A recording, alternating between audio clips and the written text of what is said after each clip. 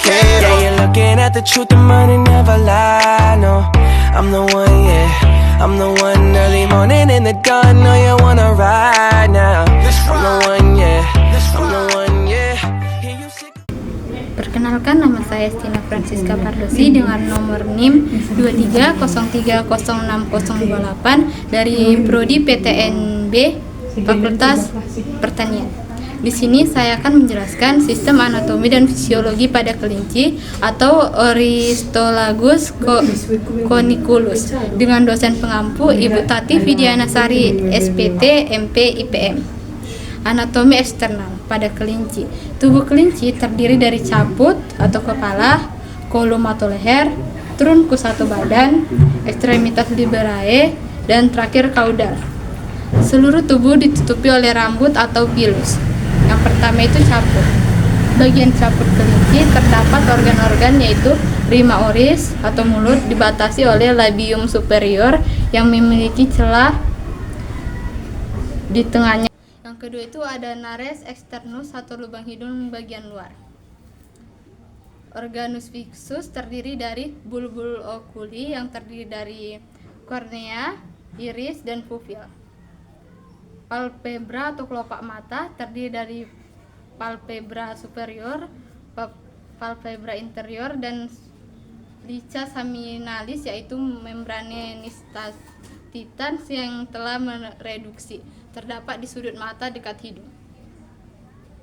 Organum auditus terdiri dari pinnae atau arisulus atau daun telinga, dan porus acousticus externus, lubang telinga bagian luar. Yang kedua itu ada trunkus, terbagi atas beberapa daerah yaitu toraks atau dada, abdomen atau perut, dorsum atau punggung, gluteus atau pinggul, perineum atau otot yang berada di sekitar alat genital. Ada beberapa organ yang terdapat pada trunkus yaitu umbiculus, mamae dan papilla, mamae yang terletak inguinal, dan terakhir ada anus.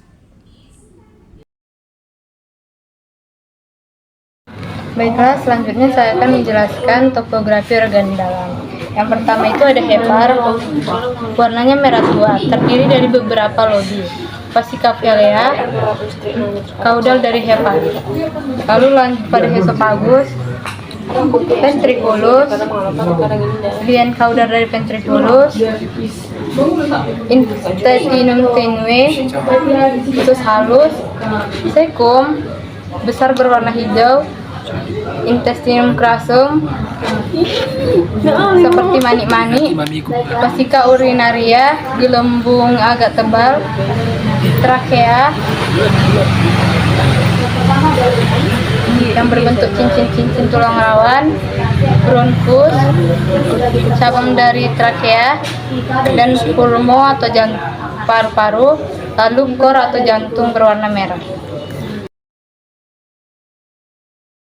Ligostoria, glandula salivari, kelenjar-kelenjar muda yang bermuara dalam rongga mulut. Lalu lanjut glandula parotis sebelah luar di belakang mandibula atau di bawah telinga. Selanjutnya glandula sublingualis di bawah lingua. Lalu lanjut pada glandula infraorbitalis di bawah bulbus oculi. Semua kelenjar ini memiliki pasangan. Lalu lanjut pada hepar, dekat dengan diafragma, sebelah dexter ventriculus, menghasilkan cairan empedu yang dialirkan melalui ductus hepaticus menuju fascia velea. Fascia velea, saluran dari fascia velea atau ductus christicus bergabung dengan ductus hepaticus menjadi ductus choledocus yang bermuara ke cranial duodenum. Lalu lanjut pada pankreas, terdapat di antara duodenum, pars ascendens dan pars descendens, menghasilkan dua macam getah. Enzim disalurkan melalui ductus pancreaticus ke duodenum. Hormon disalurkan langsung ke dalam darah atau tidak melalui saluran keluar.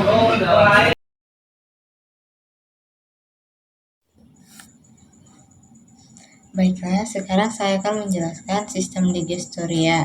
Yang pertama ada kelenjar air liur berfungsi menghasilkan enzim pencernaan, kemudian lanjut ke esofagus merupakan saluran yang menghubungkan kerongkongan dengan lambung, lalu ada ventriculus atau untuk proses pencernaan, lalu ada hepar sebagai sekresi empedu, metabolisme lemak dan protein, kemudian ada pankreas berfungsi menghasilkan enzim-enzim pencernaan, kemudian ada intestinum tenue yang tempat awal penyerapan makanan, lalu lanjut ke small intestine, lalu ke cecum tempat fermentasi serat pada makanan, kemudian ke kolon sebagai tempat terjadinya proses pencernaan makanan. Selanjutnya lanjut ke rektum berfungsi untuk tempat penyerapan air dan penyimpanan feses, lalu lanjut ke anus merupakan saluran keluarnya tinja. Selanjutnya sistem nervosum atau otak.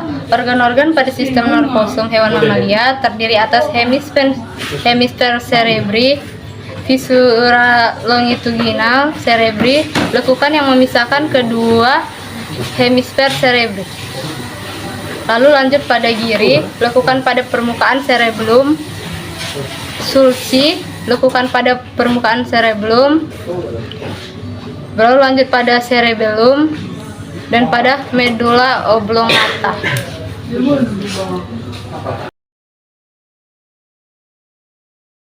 Lalu selanjutnya sistem pernapasan terdiri dari nares externus, kapumnasi, nares externus, glotis, laring, trakea tersusun dari cincin tulang rawan, buforcatiotrachealis, percabangan dari trakea, bronchus, sinister dan dexter.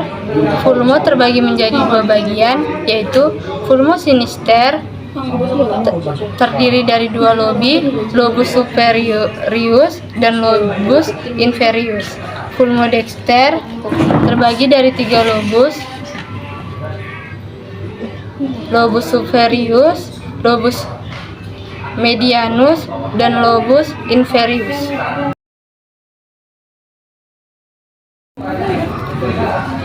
Selanjutnya sistem sirkulasi darah. Kor atau jantung terdiri dari antrium dexter, antrium sinister, vertical dexter, dan vertical sinister.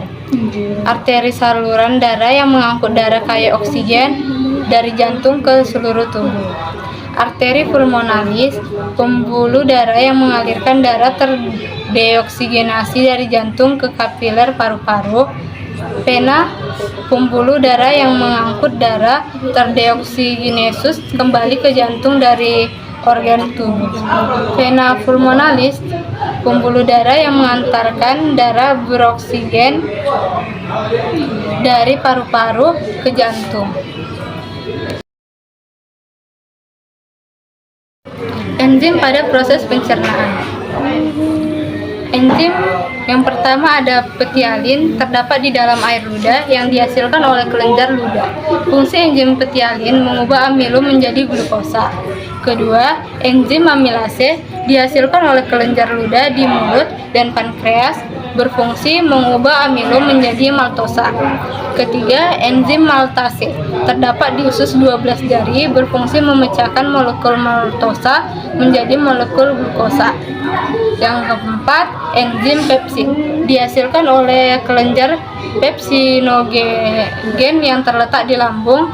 Pepsinogen akan bereaksi dengan asam lambung menjadi pepsi, berfungsi memecahkan molekul protein menjadi pepton. Yang kelima ada enzim tripsin dihasilkan oleh pankreas dan dialirkan ke dalam usus 12 jari, berfungsi memecahkan molekul pepton menjadi asam amin. Yang keenam ada asam klorida atau HCl atau biasa disebut dengan asam lambung. Dihasilkan oleh kelenjar di dalam dinding lambung, berfungsi untuk membunuh mikroorganisme tertentu yang masuk bersama-sama dengan makanan. Lalu selanjutnya ada cairan empedu. dihasilkan oleh hati dan ditampung dengan kantong empedu, berfungsi untuk memecahkan molekul lemak menjadi butir-butiran yang lebih halus sehingga membentuk emulsi. Lalu ada enzim lipase dihasilkan oleh pankreas yang kemudian dialirkan ke dalam usus 12 jari. Enzim lipase juga dihasilkan oleh lambung, tetapi jumlahnya sangat sedikit. Berfungsi untuk memecahkan molekul lipid menjadi asam lemak dan gliserol.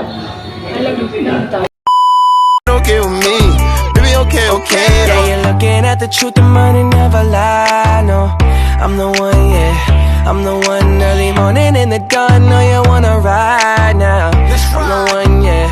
I'm the one, yeah. Hear you sick. Yang pertama ada rumen. Rumen berfungsi sebagai presentasi oleh mikroba dan sebagai tempat absorpsi pipa dan sebagai tempat pencampuran pakan.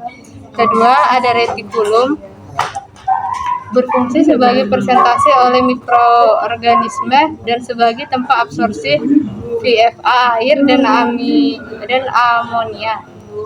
Ketiga ada omasum. Omasum berfungsi sebagai penyerapan air, asam lemak tertentu, dan natrium. Makanan masuk ke dalam omasum secara bertahap, sehingga penyerapan dari makanan juga secara bertahap.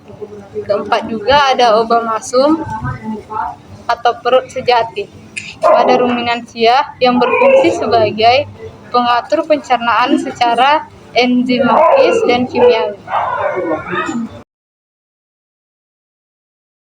Akan menjelaskan bakteri pada rumen.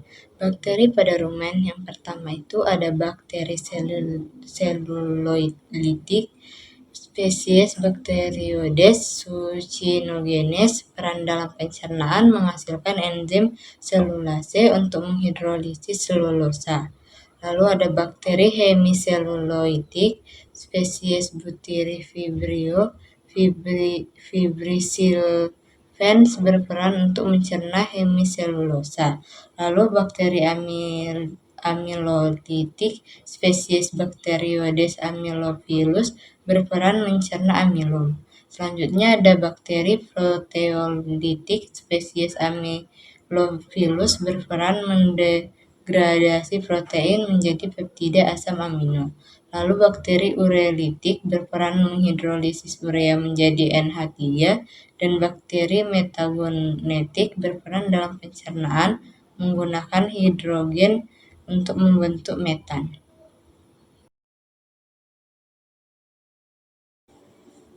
Baiklah, saya akan menjelaskan protozoa rumen. Protozoa rumen yang pertama ada famili Isotrichidae dengan genus Isotrichia dan Dasytricha. Lalu yang kedua ada famili Ophiostolecidae dengan genus Entodinium terbagi atas bursa, caudatum, simplex. Lalu genus Diplodinium terbagi atas polyplastron. Lalu ada Ephidinium terbagi atas Ecaudatum, dan ada Ophioscolex terbagi atas Caudatum.